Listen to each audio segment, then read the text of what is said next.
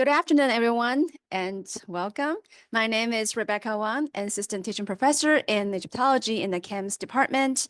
On behalf of my co-organizer, Dr. Jake Nabel, I would like to thank everyone for joining in person and on Zoom for another amazing talk in our 2024 to 25 Chems department lecture series. And this year, our theme is Connected Histories of the Ancient Mediterranean and Near East. Our department has long been committed to bridging the study of the ancient Near East, North Africa, and the classical cultures of Greece and Rome. Recently, more scholars have embraced this interconnected approach, sometimes framed as entangled, comparative, or global history.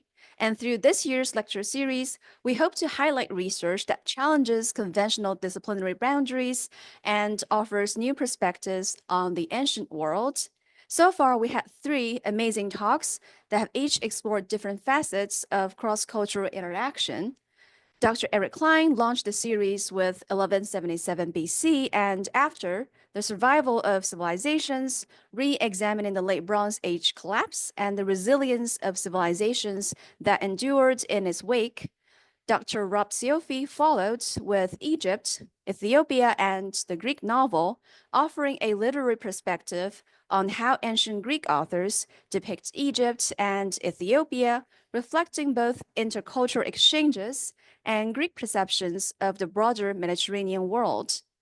Most recently, Dr. Supratik Barole presented Assasid Imperial Borders, and this talk showed how nomadic groups in Central Asia and the Syrian Mesopotamian region interacted with the empire, not just as subjects or rebels, but also as communities actively shaping imperial dynamics. And our final speaker, Dr. Kate Benesho, will be giving a talk on the rabbi's queens, Cleopatra and Zenobia in Talmudic literature on April 18th. So mark your calendar. And today we're very excited to welcome Dr. Alice Mandell from Johns Hopkins University, who will present Cuneiform Culture in the Amarna Period, a view from Canaan. To introduce her more fully, I'll hand over to Tani. Thanks, Rebecca. Thanks, Jake. Thanks, Rebecca, for this wonderful series this year. Since everyone else is standing, I'll stand too. Welcome to everyone, those of you who are here in person and those of you joining via Zoom. We're very pleased to have with us today Alice Mandell, Assistant Professor and William Foxwell Albright Chair of Biblical and Ancient Near Eastern Studies at Johns Hopkins University. Dr. Mandell earned her PhD from UCLA's Department of Near Eastern Languages and Cultures, after which she spent 2 years as an assistant professor at the University of Wisconsin before taking her current position at Johns Hopkins. Her research and publications focus on Hebrew Bible, Northwest Semitic languages, and ancient Levantine scripts, as well as sociolinguistic approaches to writing in the 2nd and 1st millennia BCE. Her first monograph, titled Cuneiform Culture and the Ancestors of Hebrew, will soon appear in the Routledge series, The Ancient Word, New Discoveries in Religion and Language from the Biblical and the Near Eastern World. Dr. Mandell's second book project, for which she was awarded a National Endowment for the Humanities Fellowship, is titled Alphabetic Wordcraft, Levantine Craft Communities and Their Literacies, which examines the evidence for the literary practices involved in object making in the 2nd and early 1st millennia BCE. Dr. Mandell's other projects include a collaboration with Giorgio Bucciolati on a translation of the Amarna Letters for the Society of Biblical Literature's Writings from the Ancient World series, and a book co-authored with Jeremy Smoke titled Inscribing the Spaces of the Dead in Ancient Judah, an Introduction to Writing and Ritual Space. So I'm really excited to hear what you have to say about the Canaanite Amarna letters. And as you can see on the screen, Dr. Mandell, will speak with us in a talk titled Cuneiform Culture in the Amarna Period, A View from Canaan. Welcome, Dr. Mandell. Thank you. Can you all hear me? Okay, if you can at any point, I have to stand because I have a very soft voice and no one can ever hear me when I'm sitting. So I'm going to stand and project. If you can't hear me, please make a sign. I'm absolutely delighted to be here. Thank you for having me. Thank you for organizing everything to bring me here. This is wonderful. And I love programs, including my own, that are so interconnected and that have such an array of different specializations. That makes me very happy that we're still around. And hopefully we will be in the future, right? And thanks for the Zoom audience as well, which I cannot see, but thank you.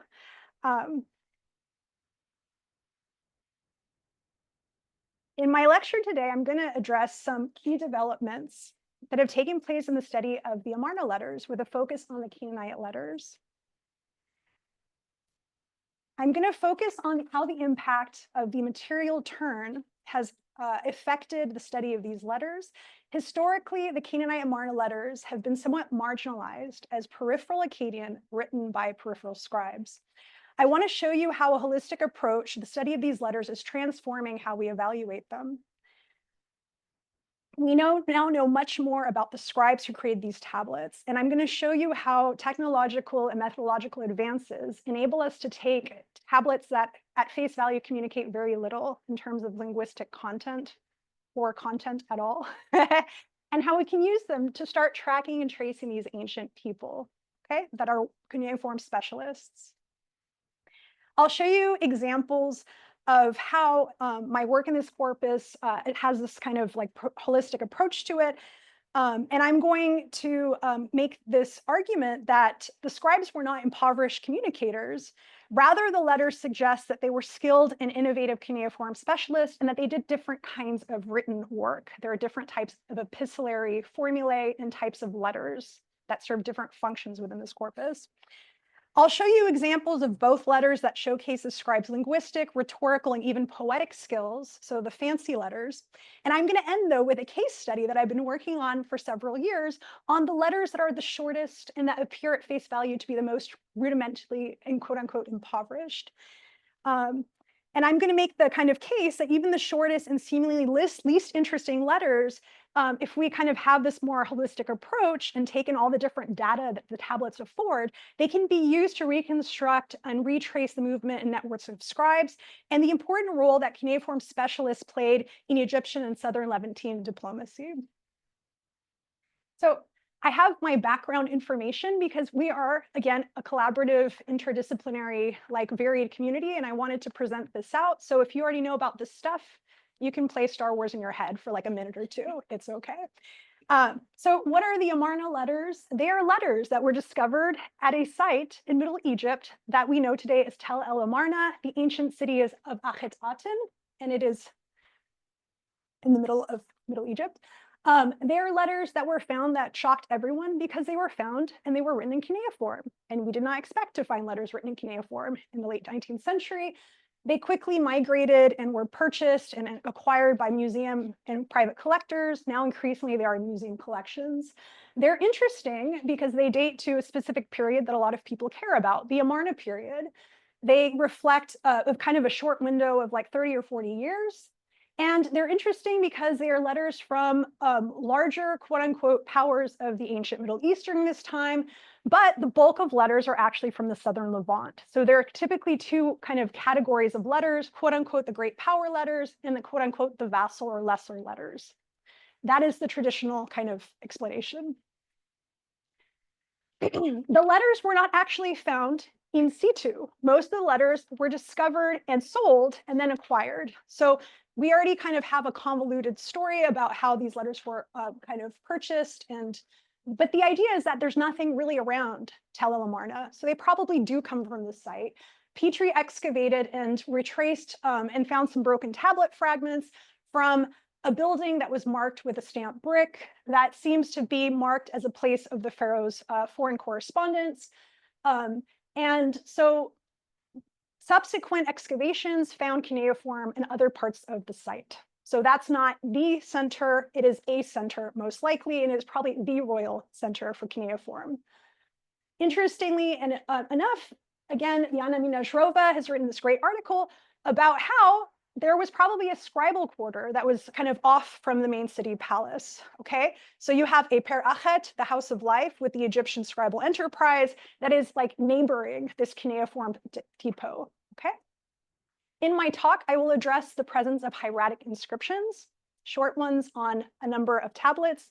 There's a suggestion that the scribes that were creating the cuneiform text from Egypt knew cuneiform and knew Egyptian, maybe were cross-trained, we're not sure, but there seems to be a very collaborative and interfacing type of scribal community, okay? This is a time, and again, the letters include those from, for example, figures or elites from Assyria all the way to Tyre to down to the southern Levant. They are a large swath of tablets. They represent very different scribal communities, very different epistolary traditions, okay? But there are some patterns, and we will talk about those. I also want to point out that at the site of Tel and Amarna and Egypt during this particular phase of the New Kingdom period, it is a place where material culture is changing. It is a place of innovation. It is a place of textual innovation. It is a place of scribal innovation. Amarna is a dynamic place. When you look at the site, especially those of us that have gone in the recent history, it kind of looks like it's in the middle of nowhere. We have to imagine people traveling from large distances, carrying objects, raw goods, raw materials, finished products. We have to think about kind of this site as a place of ideas, of innovation, of people coming and going. It is a hot spot for a period until Akhenaten is deceased, and then they kind of like efface the site.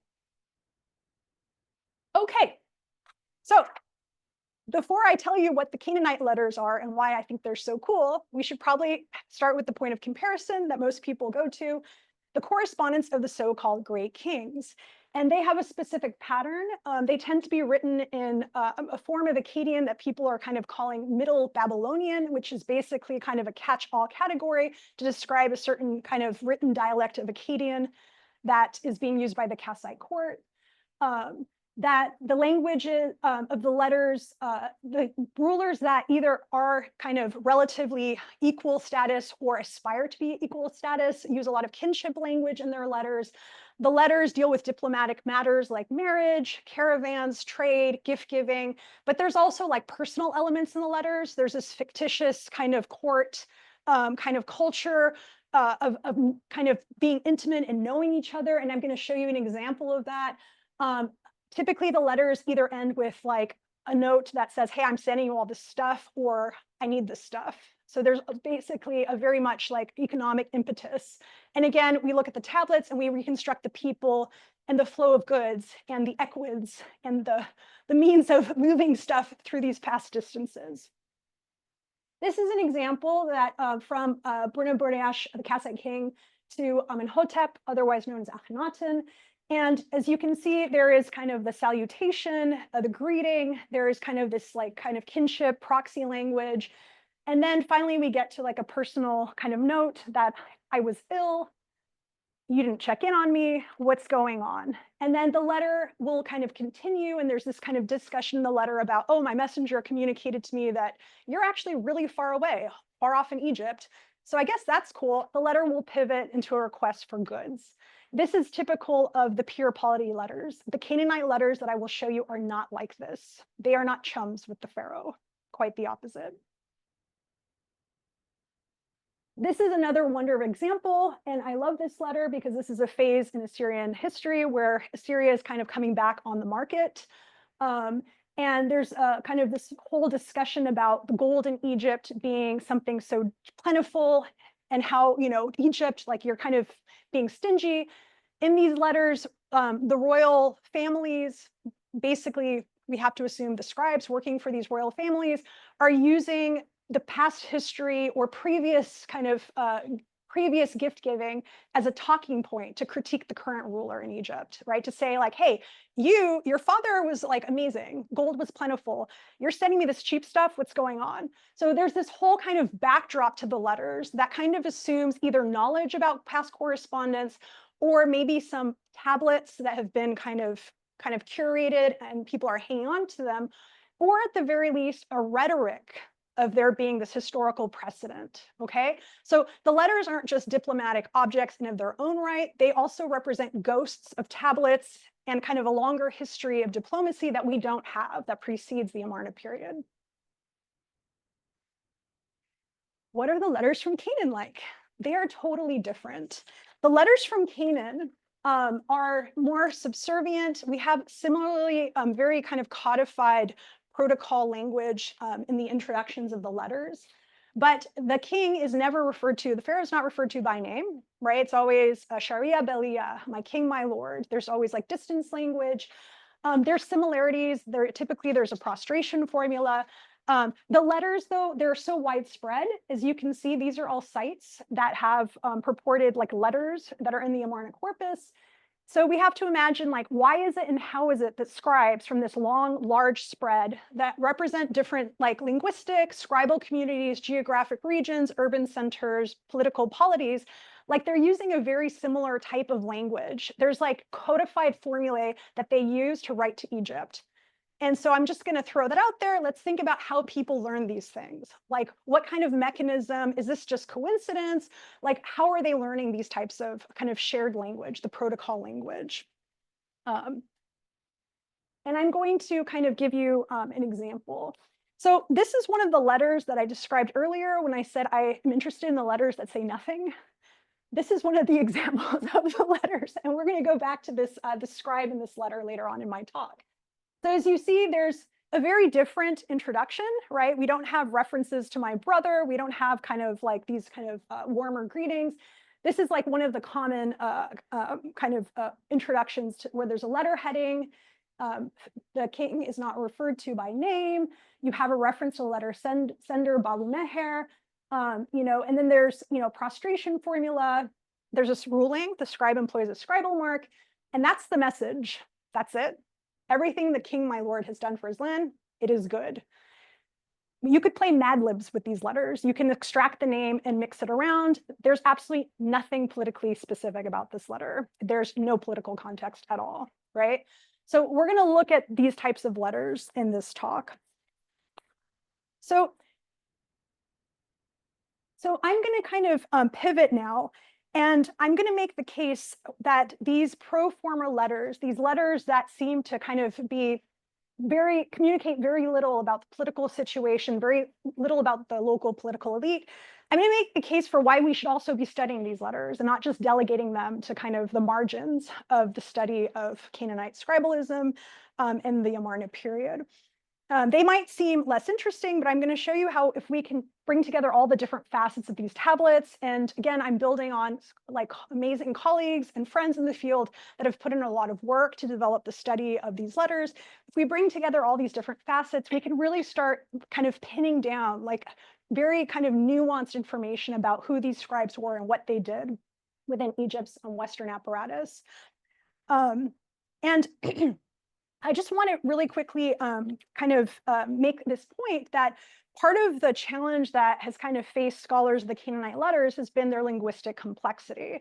And the letters the language of the letters, and it's debated whether or not it's a language. I refer to it as a scribal code.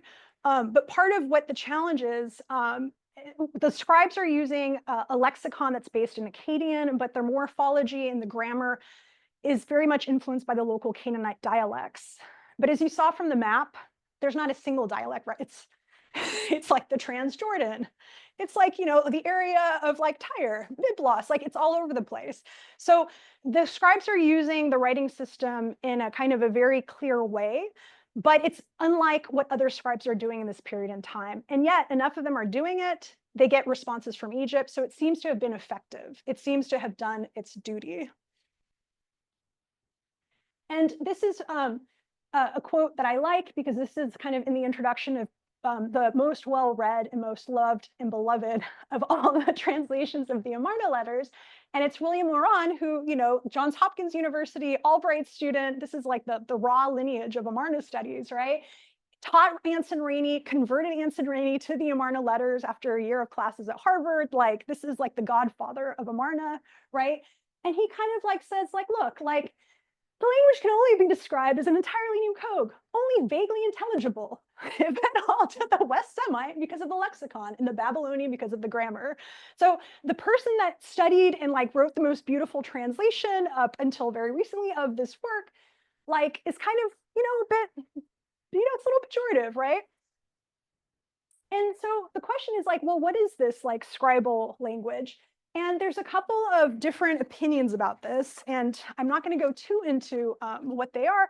I just want to throw out the caveat that part of the development in the study of the Canaanite letters had to do with problem solving.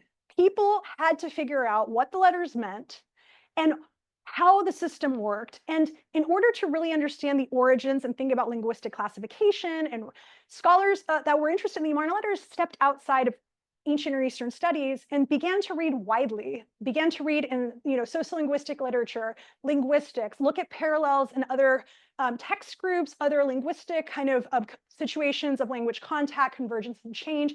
And new ideas came into the field. And that's something that I, in my own scholarship, has really benefited from, this opening of this intellectual box where we're thinking about the complexity of the context in which these letters kind of originated, embracing the complexity and diversity of the text versus like flatlining and trying to kind of iron out and kind of systematize the language of the text. So my own view, again, builds on the notion that the scribes are employing cuneiform in a limited setting. I also think ground up in terms of materiality. I think about literacy practices. I think about scribal education from the selection of the sources of clay, levigation, tablet forming, the use of rulings, formulae that you memorize, templates of text, thinking lexically, thinking graphemically, thinking about writing in 3D and how it conforms to the tablet space. I think about rhetoric. I think about linguistic and orthographic and sign variation when it's used. So my own approach is kind of one that really tries to be as broad as possible. And if you recall that very sparse letter that I showed you, I kind of needed to do that to be able to study these letters. But I look at everything. And I'm going to kind of show you how this works off. And before I kind of move into my case studies, I want to really kind of acknowledge and give credit to all the people that have been working on this topic. And we have the petrographic analysis of the letters that kind of sourced and kind of let us know where the scribes were at the time the tablets were written. Yana Mirajrova has written on the formulae that are used in the entire corpus. Juan Pablo Vida's work on paleography. We have Krzysztof Baranowski's work to kind of think about kind of scribal education. And I want to point you all that if you all are not using ORAC, you need to use ORAC. And if you're not using ORAC for the Amarna letters, you should, because Jacob Blauinger, my colleague from Johns Hopkins, and Tyler Yoder, his colleague, they have just released a series of lemmatized, translated with critical notes, bibliography. It's a whole online free edition of the Canaanite letters, and it's up online. So I just want to show you all this amazing resource, and they'll be out with a print version soon. So one of the key things that we've been able to do, putting together these different puzzle pieces, enables us, and again, I'm kind of crediting all these wonderful people, in specific Juan Pablo Vida's work, to flesh out a map of scribes. We can kind of look at letters and figure out, cool, how many scribes or people that are trained in such a similar way, we're going to call them a scribe, even though they might be one or two people. How many are working per elite? Do we have evidence where there's an elite? So, for example, Ribada of Byblos, who wrote was the most prolific writer to the pharaoh's court, had upwards of 10 scribes that this person worked with. We know that there were at least 9 different scribes at Byblos. Ribada was kind of sojourning or essentially taking refuge in Beirut and employed a local scribe of Beirut that is using cuneiform practices, orthographic features, formulae that the scribes use in Beirut. So now we have this connection between multiple scribes and an individual. We know that at Byblos, they had a robust scribal kind of curriculum, a robust scribal community. The petrographic analysis tells us there's 2 main depots of clay that they're using. And we can start, they use the term shar tamhari in the introduction. They use ikbi in the letter introduction. So they're using, instead of kibima, there's unique things that they do that other scribes don't do. So we can use these little details and start building a profile of the scribes. Some of them travel. We have scribes that go to Tsumur. We have scribes that are going to Beirut. So we can, we can kind of enrich our understanding of the scribes using this whole multifaceted body of evidence. And I'm going to show you how this plays out in the sparseness of all the letters. Another key find is that the scribes were on the move, that certain of the letters that are, for example, dispatched from Akko or from Jerusalem were actually written at Beit Sha'an. So there's Egyptian kind of these bases in the southern Levant, right? Notably Gaza, Beit Sha'an, Sumur, and then later Kumidi. And we can tell based on the petrographic evidence, coupling that with linguistic evidence from the tablets, the scribes' writing practices, the kind of content of the letters, scribes are moving around. They're traveling. They're not just going to Egypt and stopping at Gaza. They're going to Beit Sha'an. Scribes are traveling across. They're moving probably as part of maybe kind of diplomatic dispatches. So we have kind of a more nuanced understanding of the scribes, right? They're more like they're part of this diplomatic process. And then what does that mean when you have a bunch of letters that are cuneiform letters coming out of a single site? That's a site of scribal contact. That's like an airport. That's a place where people that are trained in different cultural contexts to use cuneiform are coming together. They're talk about their work, engaging face-to-face contact. That's this room right here. That's pretty cool. We didn't know this like 30 years ago, but we know it now. So there's a lot of really cool developments that have taken place. And I'm going to kind of give you like my take on how to do this type of holistic approach. But I just wanted to kind of let you know my assumptions and just freely disseminate them, just to let you know. I think that these cuneiform scribes, I think they anticipated problems in miscommunication and issues, and my colleague here has written on this. I think that they developed linguistic and non-linguistic, extralinguistic strategies in their letters to clarify, to kind of, I think the employment of formulae, certain types of codified language of protocol is also part of that. Like the politeness tenor is also very kind of pragmatic in that sense. I think they drew upon their own training, but I think they also were aware of their audiences. And I think certain scribes were more familiar with the Egyptian scribal kind of depot that was getting the letters. And I think, and this is kind of this kind of new direction in my research through these letters that say nothing, there's different kinds of letters within the corpus. There's letters that have more, I would say, like linguistic and content-based complexity, but these very short formulaic letters are of renewed interest. And I will talk about the important work that my colleague Jacob Lauinger is doing to also study these like reply formulaic letters. Is it okay if I move my slide? Okay, sorry, but I can, okay. So I'm going to give you the pretty letters, right? The ones that everyone cares about. And then I'll show you the ones that I'm really interested in. So I've already like written and presented and talked about the Tyre scribe, but this is probably the most famous scribe. This is a scribe, one of two scribes that's working for elites based out of Tyre. This is a scribe that had kind of like a long like continuity of writing. This is a scribe that Albright described as an Egyptian. Why? Because the scribe has like Egyptian glosses, like chepesh in their letters. The scribe seems more attuned to the optimist-based reforms in Egypt and uses them in a poetic way as a rhetorical device. It's very lovely and beautiful. The scribe's writing is closer to more standard forms of Akkadian that we see produced by other scribal communities outside of the Levant. And the scribe uses kind of seems to have a very like sophisticated and very deep understanding of scribal practice, of epistolary protocol, about how to insert poetic passages within the text. The scribe, as you see from this tablet, this is an example of a tablet that's very densely inscribed. It is completely covered in signs. The scribe uses the overflow space on both edges. This is just chock full of text. And I'm not going to go into this, but I just wanted to show you the tablet, show you the writing, and also kind of show you that this is like a longer letter. This is 71 lines. The actual core message is only at the end. The first whole section is kind of like this extended, very creative, innovative, and unique play on epistolary formulaic language, where the scribe inserts these poetic sections. And this is a letter that's very much studied because the scribe compares the pharaoh to the sun god, but also to Baal. There's like a very beautiful, like this is a literary letter. Like it's beyond just like a pragmatic, like help me. This is the help me. This is all the other fancy stuff, okay? So great. This is just an example. My Lord is a sun god who has come out over the lands daily, following the course of the sun god by his beautiful father, who gives life with his sweet breath and returns by means of his north wind, of whom all the land is established in peace by the strength of his arm. We have an Egyptian gloss, who spoke in the heavens like the storm god, and all the land trembled from his cry. This is not your typical scribe who's writing to the pharaoh. And we can kind of build a profile of the scribe and say like, oh, cool, this is like a master scribe working at Tyre, clearly connected to like the Egyptian court, aware of Egyptian scribal practices.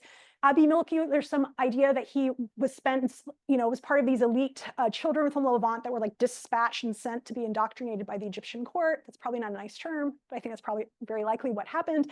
But like, there's like this whole backstory to this scribe, and the letters have content. They have like specific political content.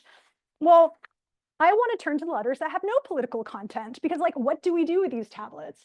And I'm going to focus on letters that were written at a specific site, the site of Tel Yochnim, which is at the mouth of the Jezreel Valley.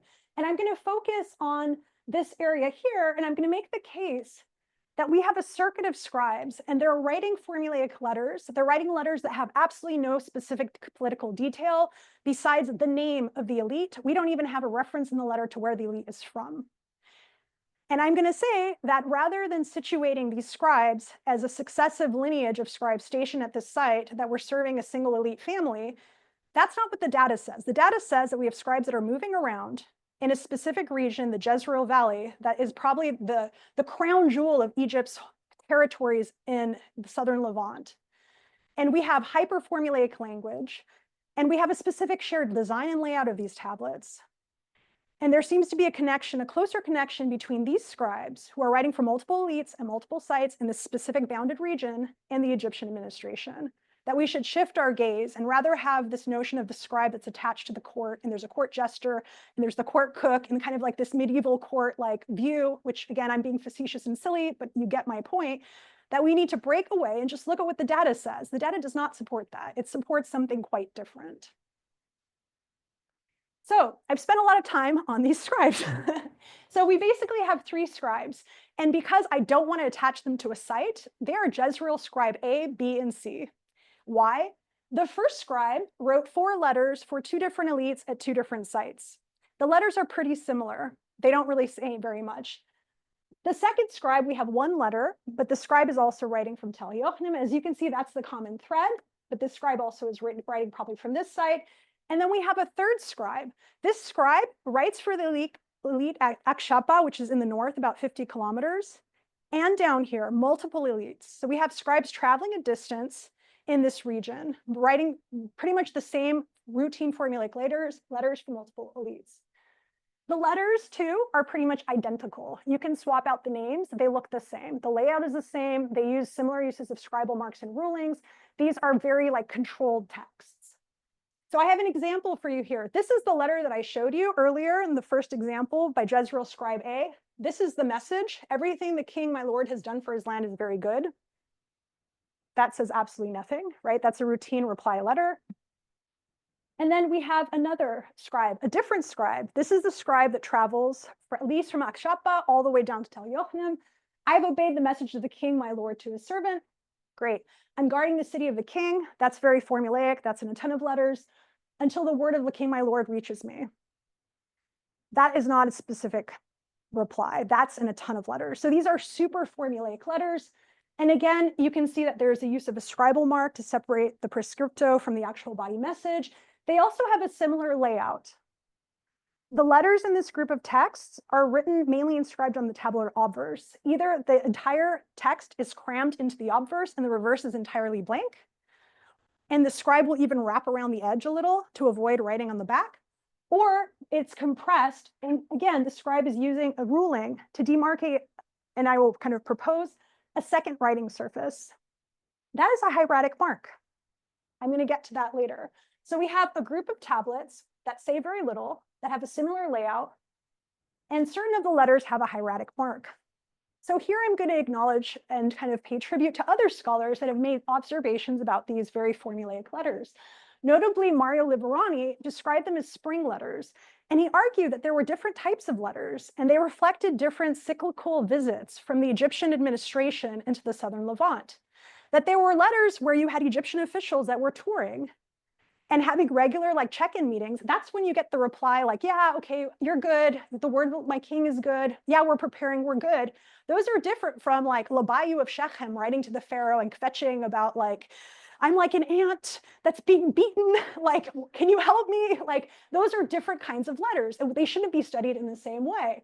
And Liverani also made a very cool and interesting observation. This is a letter that is one of the very rare letters that we have that was discovered at Tel el Amarna that is an out-facing letter. It is a letter that is addressed from the pharaoh to Intaruta of Akshapa. That name should be familiar because one of our scribes wrote for that ruler from that site. So this is either a draft of a letter that was never sent, or it's a copy of a letter that was sent.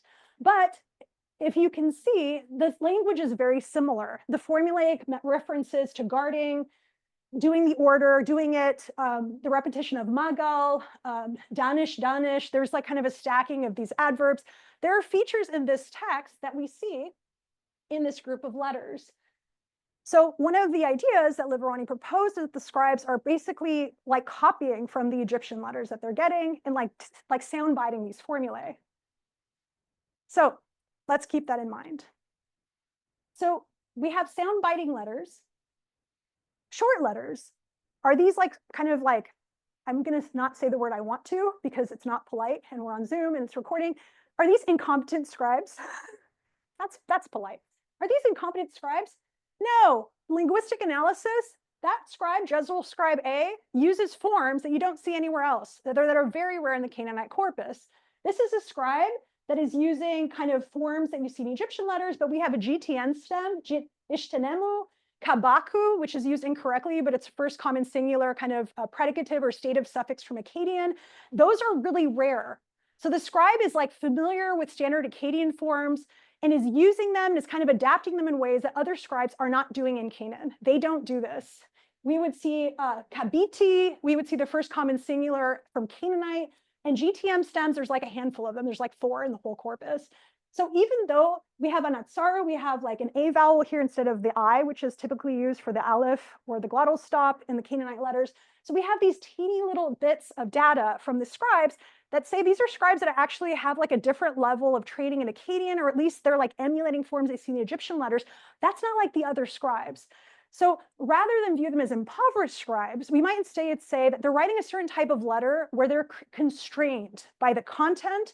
The layout is dictated by the function of the letter. These are simply a different type of subgroup of letter. These are administrative routine reply letters. The point was not the content. The message was the form of the message, right? That was the point. And I would just like to point out that this is a letter that was written by the scribe who wrote for the same elite as the Egyptian and Akkadian letter I just showed you. So this scribe clearly has like contacts with scribal communities and with networks all around the Jezreel Valley. So these are well-networked folk. Here I'm going to turn to my colleague Jacob Blauinger's work. He recently published an article in JAOS, which is going to change its name to, I believe, JASPA. I think that's JASPA. That's it. To JASPA, which I know nobody cares but us, but like it's good. That's a good thing. But he recently published this article and he makes this very interesting observation. He went through all the letters and he looked for routine formulae. And the letters I'm looking at have 0 politically sensitive content. It's just the formulaic and like super short, like very short message. He looked at all the letters and he made this observation that a lot of the Canaanite letters, it seems like the scribes are designing them on purpose to leave a section at the back of the tablet either entirely blank or partially blank. And he throws out this interesting proposal. And I'm going to read it. Levantine scribes were clearly aware that they were creating tablets larger than they needed to be for the message they would bear.